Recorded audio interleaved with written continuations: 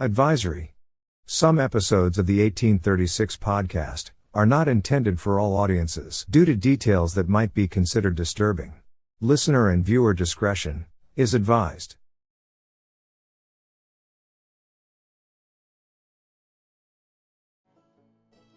This episode of the 1836 podcast shares the story of the Bullfrog Valley Gang. In the rugged heart of Arkansas, during the dark days of the 1890s Depression, a gang of counterfeiters carved out an empire in a remote glen called Bullfrog Valley. They printed fake money that slipped into pockets from Toronto to Mexico City, led by a mysterious Nebraskan named George Rozelle. Their tale is one of cunning, disguise, and a chase through mountains that ends at a grave no one dared dig up. This is the story of the Bullfrog Valley Gang, outlaws who turned desperation into a criminal masterpiece. The story begins long before the gang, with the land itself. Bullfrog Valley, a wild stretch along Big Piney Creek in Pope County, north of Russellville, allegedly earned its name from Chief Bullfrog, a Cherokee who settled there after the Trail of Tears forced his people west from Georgia in 1830. By the 1890s, this inhospitable valley, running from Long Pool to Booger Hollow, was a known hideout for highwaymen, bandits, and moonshiners. It was lawless, remote, and perfect for secrets. Then came the panic of 1893. The South reeled with no national banking system, cash dried up, and folks turned desperate. Counterfeiting surged across the region, from Ouachita Mountain caves to southwest Arkansas wilds. But none would match the notoriety brewing in Bullfrog Valley. In 1893, George Rozelle stepped off a train in the hills of Arkansas. He'd left Nebraska behind, drawn to Arkansas's rugged promise. A man of few words but big plans, Rozelle saw opportunity in the chaos. By 1895, he'd hatched a scheme. He ordered a printing press shipped by rail from Chicago, Illinois, a bold move for a backwoods outlaw. He hauled it into Bullfrog Valley. There, he and a crew of associates began churning out bogus $5 and $10 banknotes worth $150 to $300 in today's money. Rozelle was clever. He and his men dressed as rough mountaineers, blending in with Pope County's natives.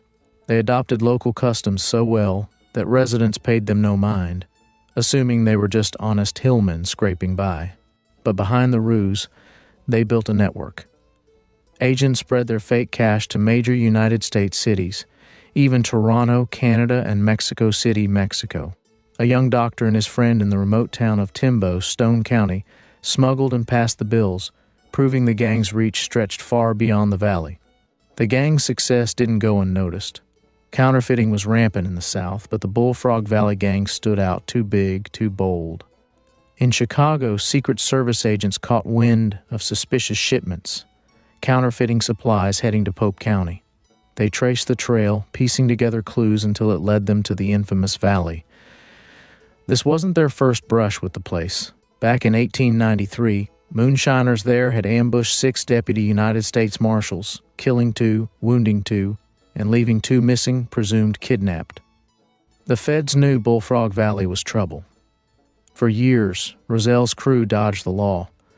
They played a cat-and-mouse game, ducking across the Pope Johnson County line to evade jurisdiction from federal courts in Fort Smith and Little Rock. Their fake bills baffled merchants and banks, circulating undetected while the Secret Service scrambled to find their mountain mint. By early 1897, the tide turned. Arrests started across Arkansas as agents closed in. On June 27, 1897, Deputy United States Marshals from Fort Smith, backed by Secret Service muscle, stormed Bullfrog Valley. They captured 3 key men, shattering the gang's core. The New York Times reported it the next day. The raid broke up the once famous band of counterfeiters known to Secret Service operators all over the United States as the Bullfrog Valley Gang. 8 others faced indictments in Little Rock's federal court, and by August, 15 men were convicted in Fort Smith and Little Rock. More fell nationwide for passing the fakes. But Rozelle slipped away. As agents swarmed the hideout, He grabbed his printing press and vanished into the mountains, leaving his empire in chaos. The Arkansas Gazette and papers across the country buzzed with the takedown, while locals like the Mountain Wave and Marshall mused. Everyone knows Bullfrog Valley, where the wildcatter blooms like morning glories on a farmhouse porch. The fallout continued. On July 21, 1897, Deputy Marshal Saulpaugh arrested Lewis Martin near Russellville. The Daily Arkansas Gazette called him innocent and harmless-looking, but a neighbor's tip led to molds and shoddy counterfeit coins, dollars and halves, dug up at his place. Martin, likely the 14th gang member nabbed, claimed he'd been lured into the business as an easy way of making a living. His fakes were sloppy, a rookie's work, but the evidence was damning. Unable to post $500 bond, he awaited trial behind bars. The paper predicted the gang's days were numbered. Every member of this large and dangerous crowd would soon be locked up. Meanwhile, just 3 weeks after the big raid, another outlaw surfaced. National papers reported the arrest of Rhoda Fuller, a noted and desperate female outlaw, in Batesville for passing counterfeit cash. She was tied to a separate ring in Independence County, but her bust underscored Arkansas's wild streak. Rozelle's escape kicked off a manhunt fit for a Hollywood epic. The Secret Service wasn't done. They wanted the ringleader. He fled through Arkansas and into Missouri's mountains, press in tow, as a relentless agent tracked him. Years later, a New York Times article from May 12, 1901, spilled the tale, perhaps with some embellishment.